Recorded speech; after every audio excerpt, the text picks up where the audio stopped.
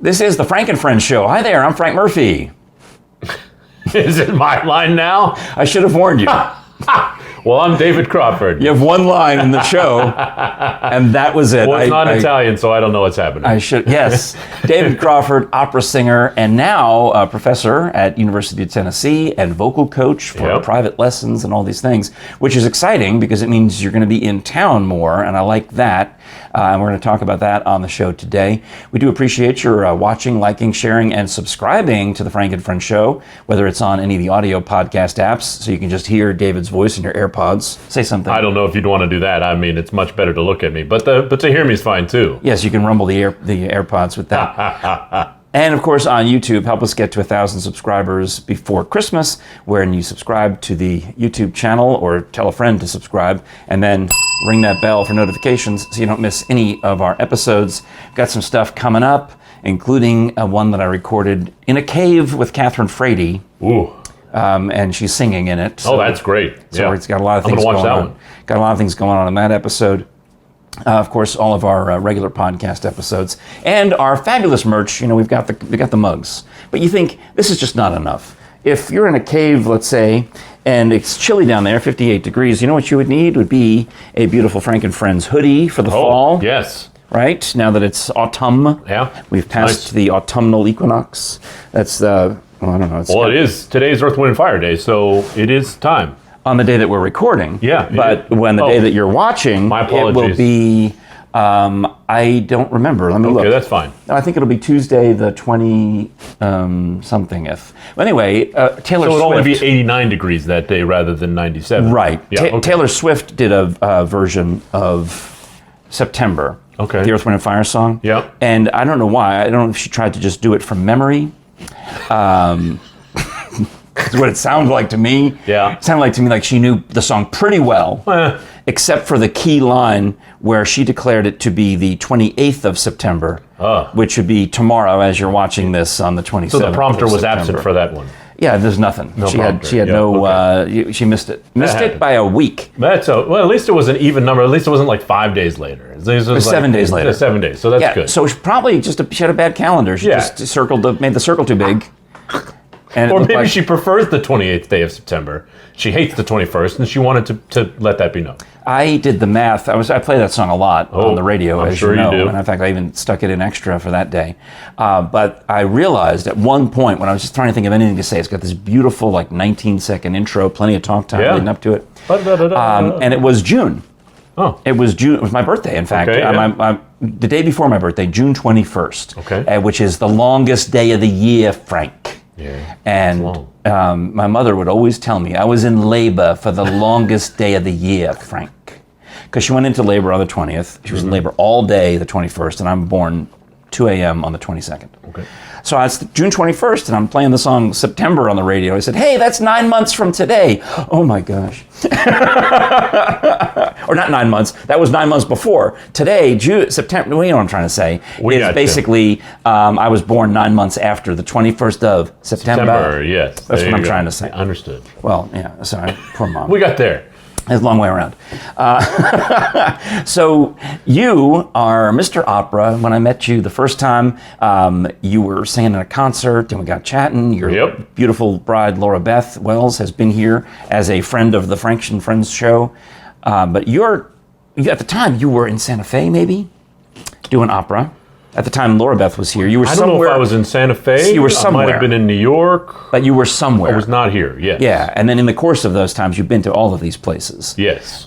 You're known for all the Metropolitan Opera stuff. In fact, I can still picture you in that version of Rigoletto that was done Rat Pack style. Yeah, with the gold jacket. Yeah, I saw it on TV. Yep. I mean, I would love to have seen it in person, but thankfully you can watch it on TV and online. Right. And that jacket was one of a kind. Yeah. They had a conversation with HBO, who was filming the Beyond the Candelabra with the Liberace movie? And that fabric was wanted by both companies, so they split it in half. So there was only enough to make one jacket. Oh my gosh. So my understudy, his jacket was not my jacket. Oh. So that was pretty cool, Well, that is pretty fun cool. stories. Because, at funeral homes, they don't even make the back of the jacket. It's just, it's open.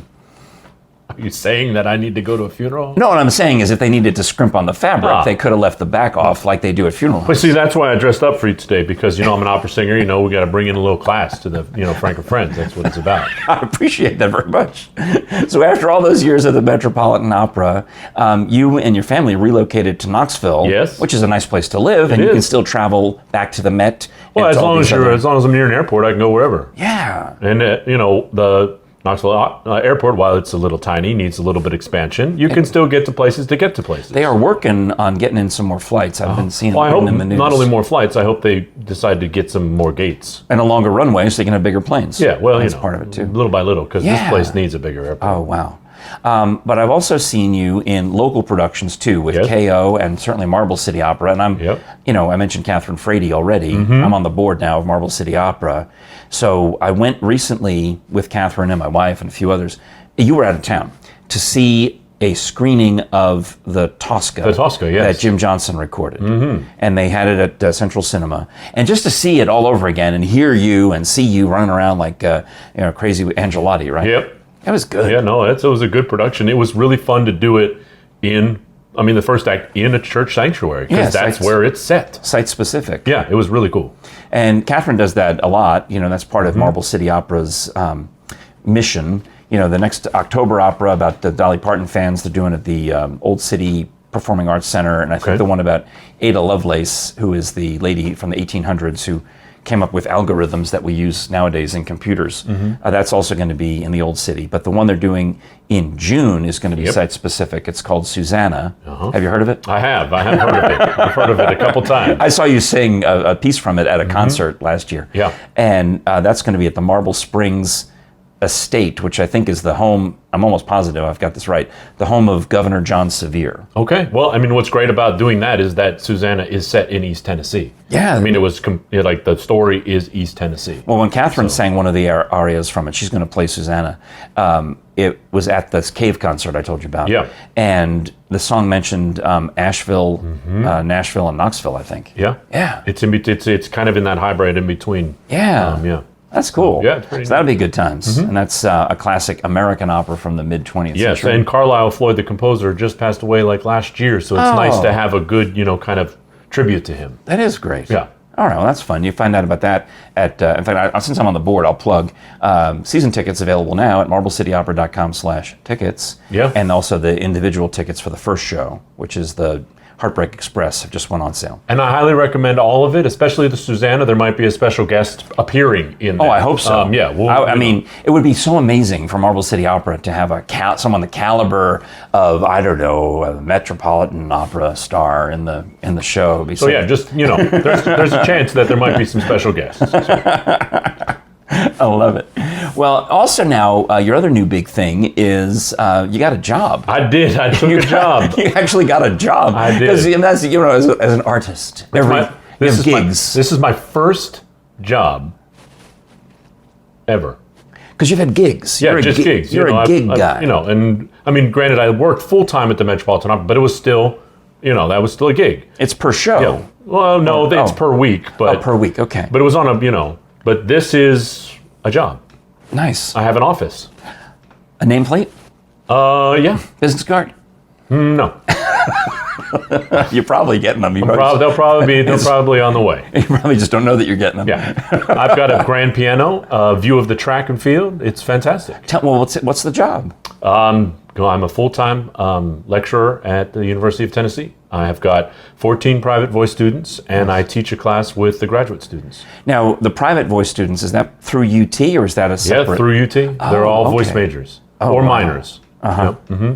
And vocal performance? Either vocal performance, music education, some music business.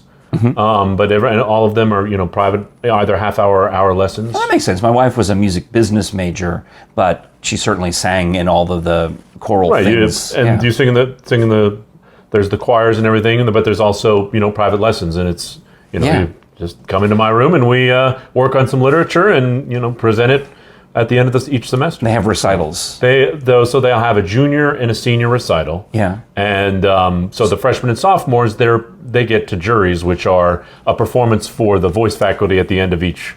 It's kind of like your final, exam or paper or something. Yeah. Cool. So yeah. It's great. Well, now the University of Tennessee Opera Theater, James Marvel is involved with that. Yes. They do full-on productions. In fact, I've only started going in the past couple of years since I got to know James. He said, we got a really good show. You should come see Magic Flute, or you should come see... it escapes me at the moment, but it was another one of those ones. Did Fledermaus last year? Did you see Fledermaus? It was in English. Is that Fledermaus? Fledermaus, yeah, it was good. And they have like a part in the middle where they can just kind of freestyle a little bit. That's Fledermaus. Okay. Yeah. Okay, well then I've seen that too. And this year, they've brought back their relationship with Knoxville Opera. And they're doing a co-production with UT Opera Theater and Knoxville Opera in November. And you're involved somehow, your students are involved in this. My students are involved. So you'll be helping them prepare. Yes, it's The Merry Widow, which is a great operetta. How merry is she? Not as merry as Santa, but pretty merry. Okay, all right. Yeah. So that's an exciting, collaboration that we're really trying to focus on for the students at UT, because it's a really great opportunity to be able to perform with a full-time professional company. That's cool. And then in the spring, we're doing our own UT opera production of Hansel and Gretel. Oh, that's nice too. Yeah, that'll be fantastic. Yeah. So. Okay, great. Well, good. I'm looking forward to it. I think there's a lot of great opera and classical stuff happening in Knoxville these days, as well as a lot of good Broadway stuff. It's a real good year for the Broadway series. Yeah. One of my good friends is in Hamilton, so he's coming through town. So I'm very excited about that. And your wife has been doing stuff with UT and with Clarence Brown. Right? They start Christmas Carol pretty soon, and it's been fantastic. Yeah. That's nice. Yeah. I mean, it's really cool to have talent of, Laura Beth Broadway, David Crawford Metropolitan Opera, hanging out locally and available and willing to, keep your chops up by performing in our stuff here, instead of always going to the big cities. Or the small cities. I mean, which is nice, is that, being here enables me to, kind of pick and choose. And now I'm doing a little less this year because of UT, but because you have a job, you do more, but you. I've had to say no quite a few times in the past month, so which is fine. But this is, think about the long-term career benefits of having that on the resume. No, it's great. It's great, and it helps you become a better singer too, because you're thinking about it all the time. Yeah. So, yeah. You're always saying, well, this works for me, and then you realize, I guess when I'm talking about radio or improv or the things that I love to talk about, sometimes I become aware when I'm talking to someone who wants to learn of a crutch or something that I've been doing, like, maybe I should follow my own advice. Absolutely. And do what I've just told that person to do. I should look in the mirror more when I sing. Yes, okay, there you go. Done. Well, I do enjoy, the arts. I enjoy going to shows. Like I mentioned, we went to that concert with Catherine, but I got to tell you about an unfortunate experience. I love unfortunate experiences. Where my wife and I had a gift card. We were going out to we wanted to burn, and plus she didn't want to cook. So we thought, let's look in the wallet. Where are we going? Here's where we're going. Okay. We go.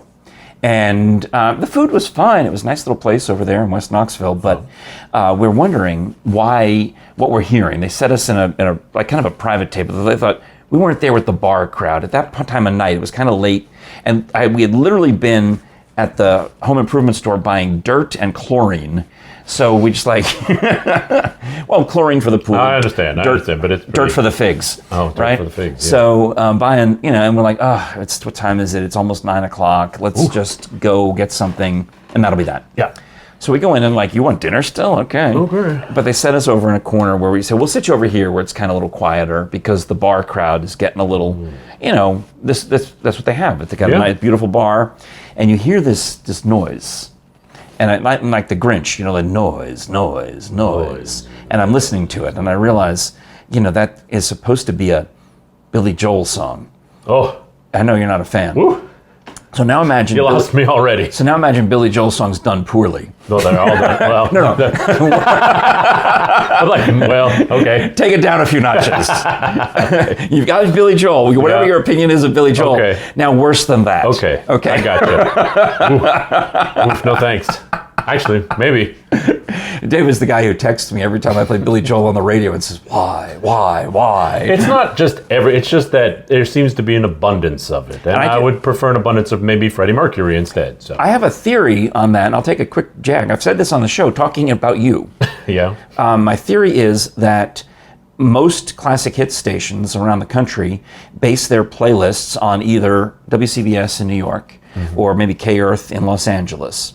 And WCBS in New York, when I was up there last time, driving through, listening to Broadway Bill Lee, who's fantastic, one of the best DJs in America, I noticed a lot of Billy Joel songs, and I thought, well, of course they play a lot of Billy Joel songs on the station that reaches Long Island where he lives. Yes. He's a local guy. Yeah. It would be like us playing a Dolly Parton song or playing Rocky Top every once in a while. It would make sense. Makes sense. You know, in fact, we do play Jolene and 9 to 5, and you don't generally hear those elsewhere. I have another theory, though. But I think because WCBS plays too much Billy Joel, therefore everybody plays too much Billy Joel. Well, my theory is that you've bugged my phone, and you know every time I step foot in my car when I turn my radio on, and you're just like, oh, Dave's in the car, I'm going to mess with him. Time for my life again. Yeah. Let's play Moving Out. Okay, so back to the story. So I hear one of these Billy Joel songs, probably She's Always a Woman or Piano Man. Usually you hear Piano Man. Time. You know, they put bread in my jar. Yes. And I've even said on the radio, I don't think the kids know what that means anymore. I think they're picturing actual pieces of Wonder Bread being stuffed in this guy's jar. You know? I don't know about Wonder Bread. That's maybe, a very 70s reference to refer to money as bread. Yeah, this is true. It's like a gangster type or like Godfather type thing. Well, or did you make any bread today? Because I was thinking it was like more of a hippie thing when I was a kid. You know, oh man, I gotta get some. Gotta get some bread. Yeah. Anyway, so we hear this, and Jerry and I are convinced that it must be karaoke night. Oh. It's got to be that. That's how bad. Those are special evenings, right? But we also realize that it doesn't sound exactly like a recorded track either. It's only piano. There's no orchestration. So I said, I'm going to go look. I have to go look and see who this is, who's monopolizing the karaoke one person machine. Putting their name in.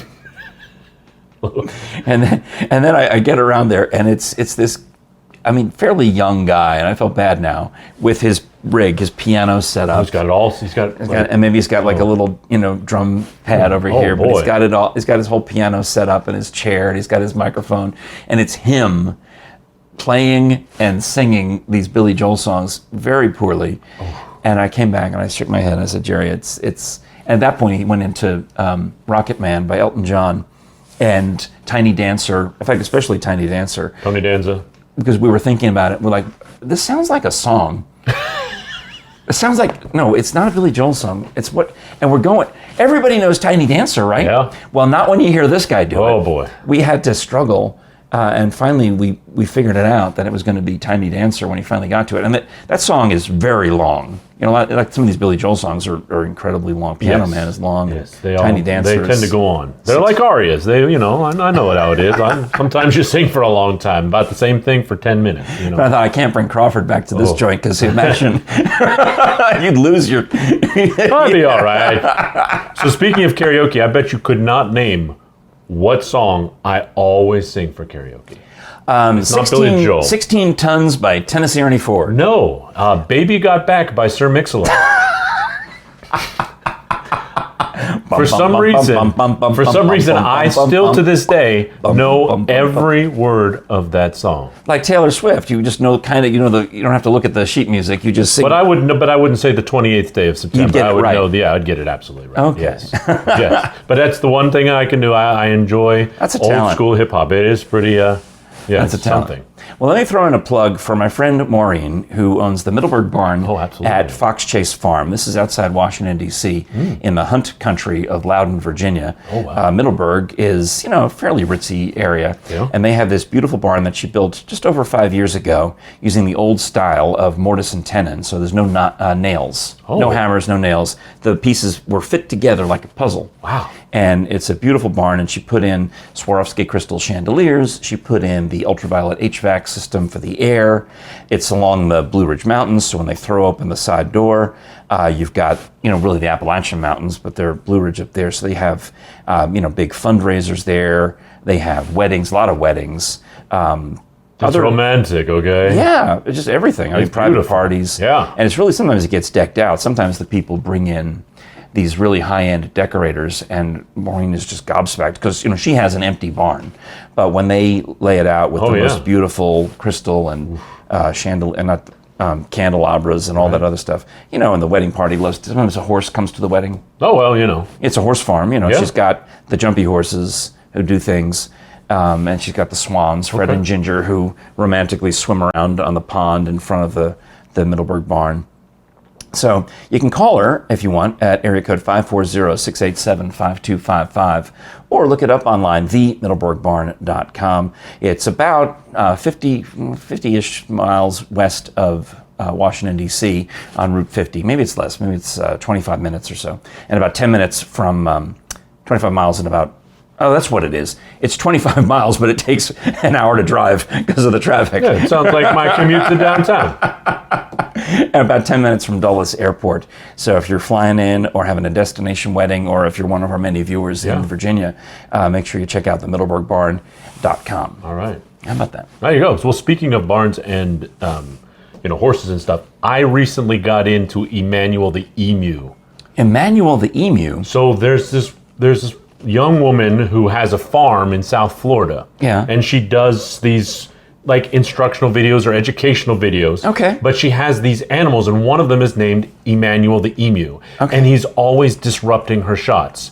And it is the funniest thing in the world, because the emu will just come up and just put its head right in the camera and be like, and she's like, Emmanuel, I'm trying to teach people. I'm trying to educate. It's just, and then the emu will look at her and then kind of walk away for a second and then come back and she's like, I could watch it literally all day. Is this on YouTube? Oh, yes. It started on, it's just, there's so many videos of it. It's absolutely hysterical. Now, I find every time I watch YouTube, I get too many ads for Limu the Emu.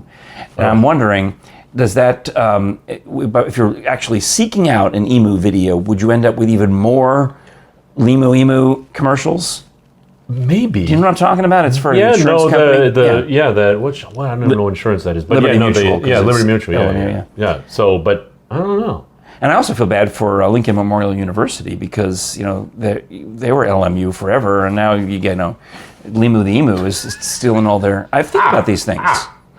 Is their mascot the emu? No, it's a rail splitter. Huh? Well, it's Lincoln Memorial University, so it's like the woodchuckers or the rail splitters or the man. He looks like Lincoln. The rail splitter. I'm almost positive. Come on. I'm pretty sure. That's amazing. But I have to say, I look up the rail splitter. Speaking of mascots, I went to 3 schools in my life: high school, undergrad, and grad, and I have the worst mascots. That are combined. Well, they're the rail splitters. They are, and it's looks like a big woodchuck with a puffed out chest. That's Abe. That's Honest Abe.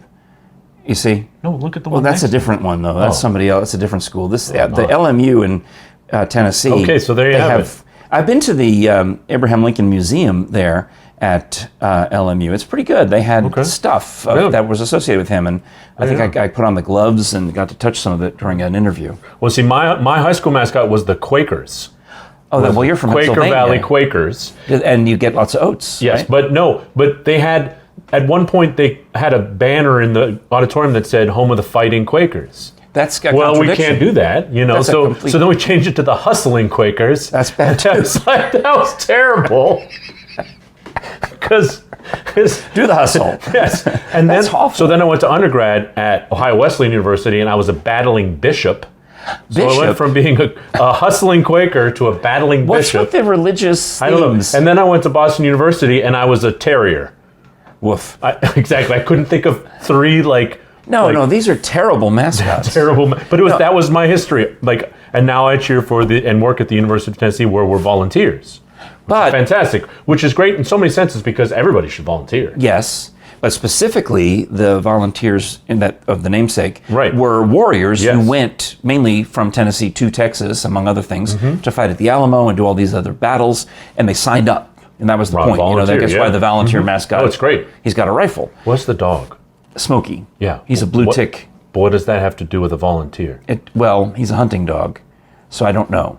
I think that's always confused me. I'm like, I think he got added with the on volunteers. Later. I know that Georgia's the Bulldogs. They have a dog. That's great. But what's is our dog to combat the bulldog?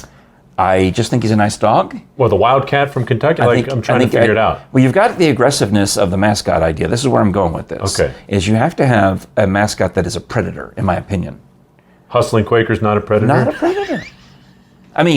If they are a predator, then you really, that's the wrong kind of predator. Isn't there one college that's the banana slugs? Yeah, out in Santa Cruz or Santa Barbara. I don't know, yeah, that's not a predator. You see Santa Barbara.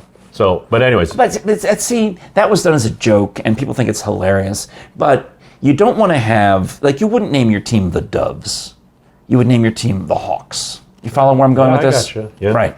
You wouldn't name your team. I don't know. You'd have some pretty good Prince songs. When Doves Cry, you could just have that as I'm just saying, lead-in. you don't want to have as your mascot some animal that goes along. Like, you wouldn't choose the rabbits. I'm sure someone is the rabbits. They're the jackrabbits, aren't they? I'm sure someone is, but something can come along and eat that. So basically, it should just be called the, well... It should be whatever kind. It can be the lions, the tigers, what doesn't the get eagles. eaten? Well, the apex predators. Vulture. Yeah, well, vulture. Because they eat everything. After you're dead. Yeah. Yes. The turkey vultures. They'll wait. Here's your mascot. You just sit up, wait till the end of the game, and then you appear. And then you appear. After your team wins, then you show up. That's we have just come up with the perfect skit for SNL. Which is the mascot skit, and the team wins, and all of a sudden the mascot appears. It's just like, I'm here. Now that you've killed the other team. All right. That's good. But you follow what I'm saying. I understand. I mean, look at the NFL. Falcons, right? The cats are all predatory cats. There's a lot of cats, yes. Nobody eats those cats. Yes. The birds that are chosen, are generally speaking, are, I can't think of one that isn't. I'm thinking of baseball at the same time. But we have ravens. Yeah. Well, ravens are, they're pretty mean. And they tend to eat other things. Cardinals, that's a little, a cardinal could get eaten, but their plumage, I think, keeps them from Speaking of birds, I saw the weirdest thing I've ever seen the other day. Okay. So we have all these bird feeders in our house. And in the summer, when they can have food anywhere. Right. Okay. But we like to watch, Do you want to bring them close to the window? Yes, and especially to tease the cat.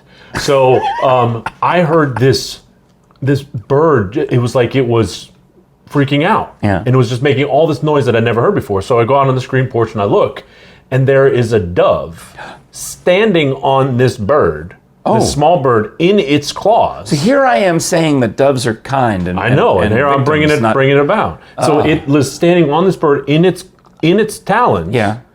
Whatever talons doves have. Mm-hmm. And so then I looked and I was like, well, hey, knock it off. And the dove didn't get more than a foot off the ground, but flew with the bird still in its talons around the corner, and weird. All of a sudden the bird stopped making all the noise. So I think the dove killed it. Yeah.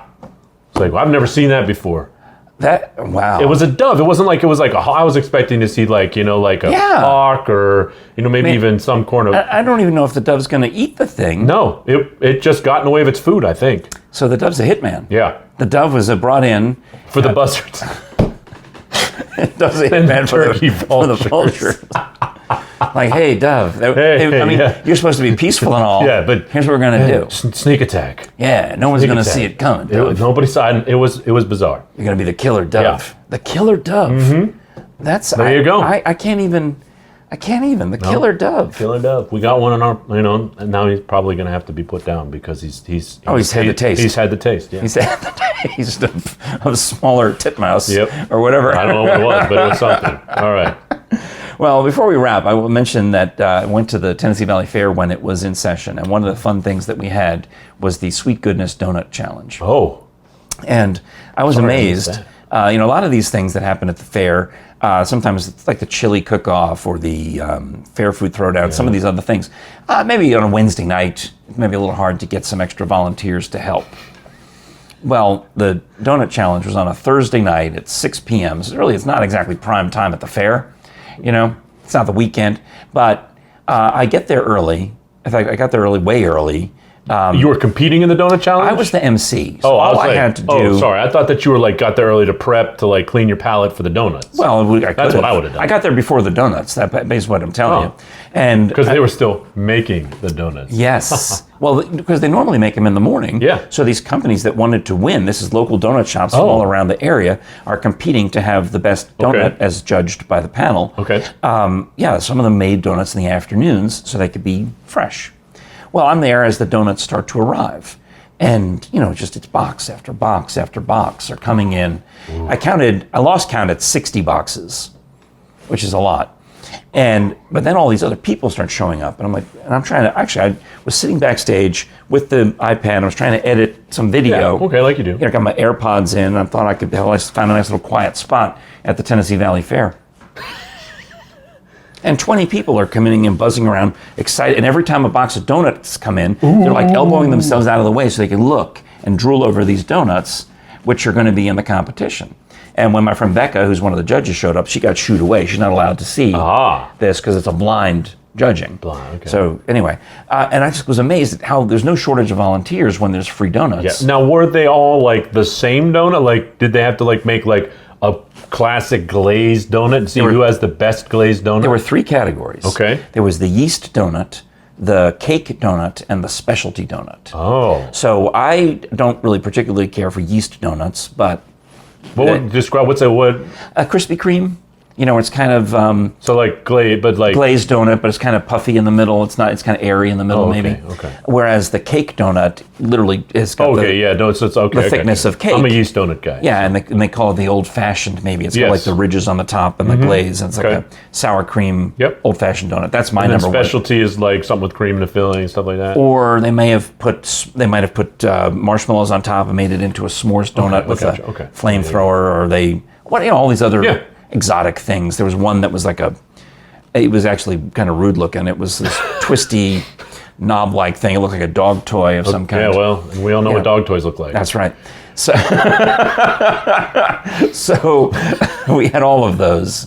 And I'm in the middle of emceeing the donut challenge, right? I'm filming because I haven't got to do this since I have been off the air on the stations where I used to work sponsor a lot of things at the Tennessee Valley Fair, and I would get asked to MC. Right. Well, I don't work for those stations anymore, but I got asked back to MC, and I'm like a little happy because it's been 2-3 years since I've been asked and able to do it. And I'm up there, and then somebody's walking along, and they yell, "Hey, Frank!" and they're waving. I'm like, I've been recognized. Oh, yeah. This is it. I'm back, baby. Yes. I've been recognized. And I'm like, "Hey, thanks for coming." He's like, No, it's me, your neighbor. That was the guy who lives in the house over there. Oh. Yeah, it was Matt. But he's still a fan. Well, no. He said he recognized. He said, "We know that voice. That's the guy who's always hollering at us over the fence." You know, that's how we have our conversations. Yeah. We don't actually... Kind of like, what was that... on Home Improvement? Home Improvement, yeah. Yeah, was it Wilson who lived over the fence? Mm-hmm. Yeah, I mean, he lives in a different zip code, but he also just has the house over the fence. That's technically a different area. That's amazing. And I have to figure out, I've got to talk to the fence guy who lives in this neighborhood also, the guy who built the fence. He lives a couple houses down. Who doesn't live in this neighborhood, by the way? Oh, I got a cello player. We got nice. I got a lot of people. Oh, good. If you never need a cello player, it's right next door. But these kids lately have been cutting through from the 379.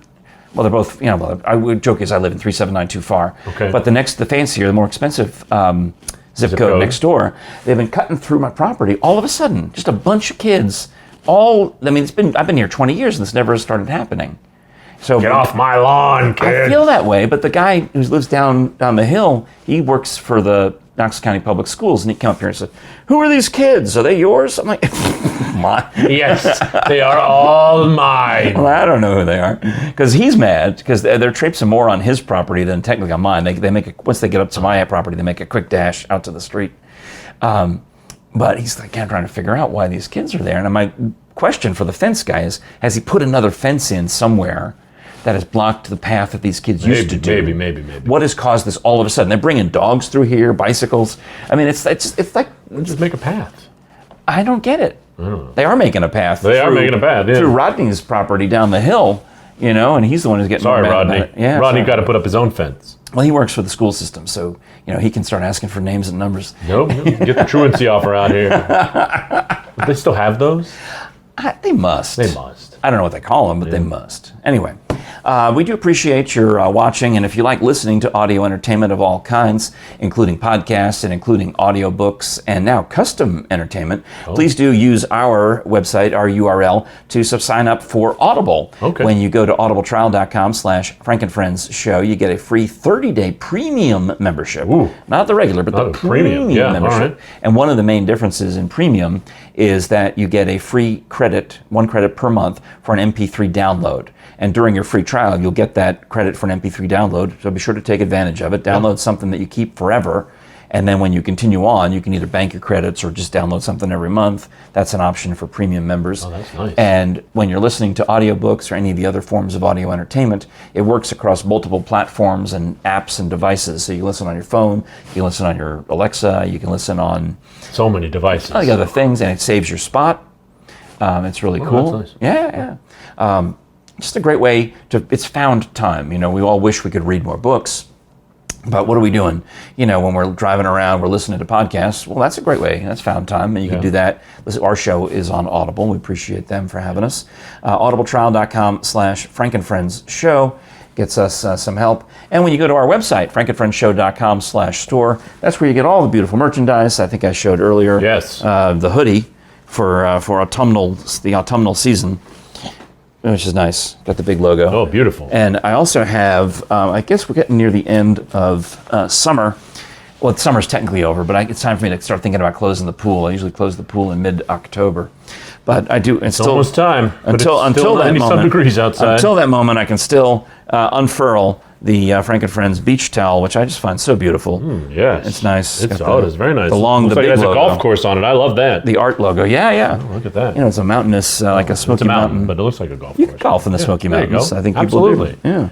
And also, we don't want them to forget to... Oh, don't forget. Smash that button for notifications so that you can subscribe on YouTube. Get us 1,000 subscribers before Christmas, because that makes you nice. However you got to do to help us out. Gotten a bunch of new subscribers and comments lately, so I think that's fantastic. Oh, that is great. We were talking about that lady who moved here from Baton Rouge. April. Yes. She subscribed and wrote a comment. So April, we appreciate you for that. And all sorts of other good fun stuff. I'm hoping maybe Alan Sherrod will watch this episode too. He often tunes in. So that I'm calling you out, Alan. We'll know if you don't. Stick around and we'll do another show for later in the week, all right? It is the Frank and Friends Show. I'm Frank Murphy. And I'm David Crawford. Thanks for watching. All We'll right. talk to you again soon.